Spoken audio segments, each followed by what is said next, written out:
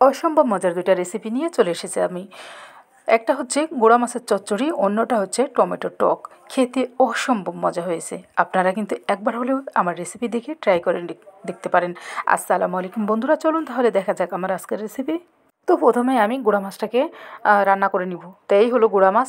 এখন আমি একটা প্যানের ভিতর দিয়ে দিলাম একসাথে পেঁয়াজ কলি, আলু, সাথে দিয়ে দিলাম পেঁয়াজ কুচি, কাঁচামরিচ, দিয়ে দিলাম কিছু টমেটো ফালি করে, 1 চা চামচ আদা রসুন পেস্ট, দিয়ে দিলাম 1 চা চামচ হলুদের গুঁড়া, দিয়ে দিলাম 1 চা চামচ মরিচের গুঁড়া, দিয়ে দিলাম 1 চা চামচ ধনিয়ার গুঁড়া ও 1 চা চামচ জিরার গুঁড়া, দিয়ে দেব স্বাদ মতো লবণ। এখন আমি এখানে দিয়ে দিব গুঁড়া মাছগুলি। তো গুঁড়া মাছগুলি দেওয়ার পরে এখানে আমি রান্নার তেলটা দিয়ে দিলাম পরিমাণ মতো, দিয়ে এখন আমি এটাকে ভালো করে হাতে মাখাবো। আর এই হাতে মাখানোটা কিন্তু খুব ধৈর্য নিয়ে মাখাতে হবে, তাড়াহুড়ো করে মাখানো যাবে না, খুব ধৈর্য সহকারে এটাকে মাখাতে হবে। মাখানোর পরে আমি হাত ধুয়ে সামান্য একটু এখানে পানি দিলাম, পরে আমি আরও একটু পানি দিয়ে দিছি। দেওয়ার পরে আমি চুলায় দিয়ে দিলাম, দেওয়ার পরে এখন আমি একটা ঢাকনা দিয়ে দিলাম। বলক ওঠা পর্যন্ত ঢাকনাটাকে রেখে আমি ঢাকনাটাকে তুলে নিলাম। তুলে নেওয়ার পরে এখন আমি খুন্তি দিয়ে আলতো হাতে একটু নাড়া দেবো, কারণ বেশি জোরে জোরে নাড়া যাবে না, যেহেতু গুঁড়া মাছটা ভেঙে যাবে। আমি একবারই ঢাকনা দিয়ে ঢেকেছি, আর ঢাকবো না, বেশি ঢাকলে সবজির কালারটা নষ্ট হয়ে যাবে। এখন আমি এইখানে দিয়ে দিলাম ধনিয়া পাতা, আর এই ধনিয়া পাতাটা কিন্তু আমার ডিপ ফ্রিজে ছিল। আর আমি আগেও বলেছি যে ডিপ ফ্রিজে থাকা ধনিয়া পাতার স্বাদ, ঘ্রাণ কিন্তু একই রকম থাকে, কোনো হেরফের হয় না।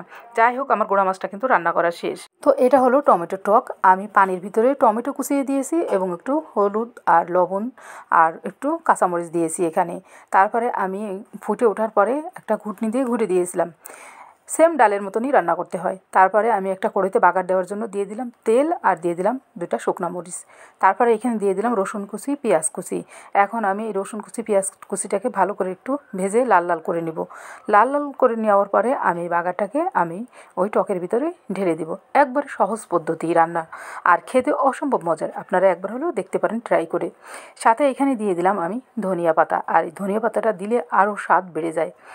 যাই হোক, আমার টকটাও কিন্তু প্রায় রান্না করা শেষ। এখন আমি এগুলোকে একটা টেবিলে সাজিয়ে দিব। তো আমার রান্না করা শেষ। এখন আমি এই যে রেখে দিলাম। দেখুন দেখতে কতটা লোভনীয় হয়েছে, খেতেও এরকম মজার হয়েছে।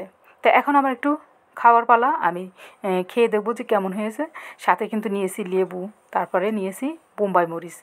এটা দিয়ে খাবারের স্বাদটা আরও দ্বিগুণ বেড়ে গেল।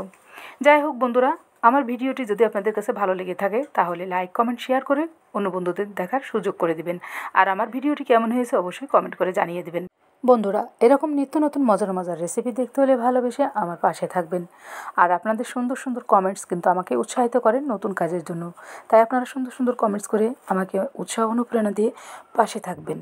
বন্ধুরা, কারা কারা এরকম টমেটো টক এবং গুঁড়া মাছ খেতে পছন্দ করেন জানিয়ে দিবেন। তো এখন আমি কিন্তু টকটা নিয়ে একটু টেস্ট করব। আর সাথে যেহেতু আছে বোম্বাই মরিচ, তো আর তো কোনো কথাই নেই, জমে যাবে একবারে। তো বোম্বাই মরিচ দিয়ে টমেটো টকটাকে একটু খেয়ে দেখলাম, অসম্ভব মজার হয়েছে। আপনারা কিন্তু খাবারের স্বাদটা বাড়ানোর জন্য এভাবে খেয়ে দেখতে পারেন। তো বন্ধুরা, আপনারা সুস্থ থাকবেন, ভালো থাকবেন। আগামীতে আবারও নতুন কোনো ভিডিও নিয়ে চলে আসবো আপনাদের মাঝে। দেখা হয়ে যাবে আগামীতে। আল্লাহ হাফেজ।